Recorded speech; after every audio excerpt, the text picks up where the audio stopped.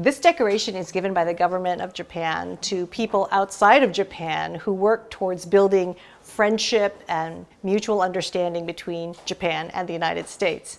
So this is a true honor and a thrill for me, because for the last several years I've been really working hard to connect people in Japan and people in the United States on a person-to-person basis.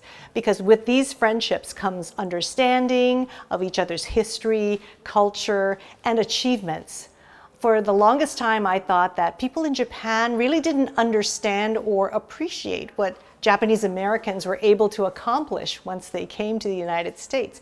And once you have friendships, they will understand. So this is a really wonderful opportunity, and I guess it's recognition for all the efforts that I've made through various organizations. It's really a terrific honor. Speaking of the recognition, because I was talking to Tom about this a little bit, this is your work with the series of prisoners In their own land. Of the Japanese Marine, also your travels to Japan after the earthquakes. Right. I think, as I said, I think there are many people in Japan who just don't know what the Japanese in America have accomplished. So I think if they knew the history of Japanese in America, if they knew how many Japanese Americans were incarcerated during World War II, made their way back in the face of huge discrimination, and became successful citizens in their own right, I think the people in Japan would be so proud and so happy that Japanese have done so well.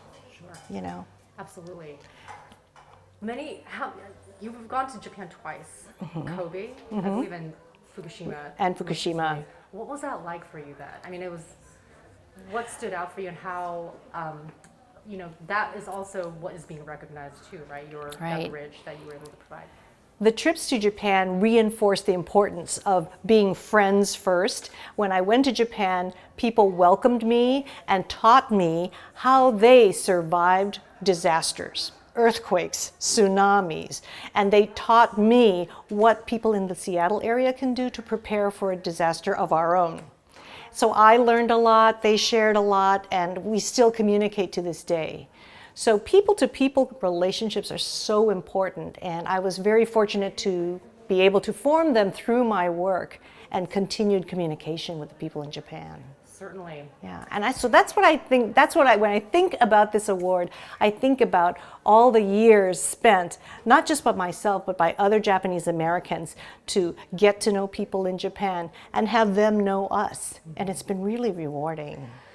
The day you got the call, or maybe it was an email that you found out you were getting this very high distinction, what was your reaction? What were you doing? Were you home? Did you I believe it was an email. I was at home. I was totally surprised, but immediately humbled, because there are so many people doing the same thing, reaching out, making that personal connection. And really, through that kind of personal connection and understanding, we'll become close friends. My biggest dream when I helped start the Japanese Cultural and Community Center here was that every Japanese person leaving it would say, I have a friend in America. And every American leaving the center would be able to say, I have a friend in Japan. And it's working.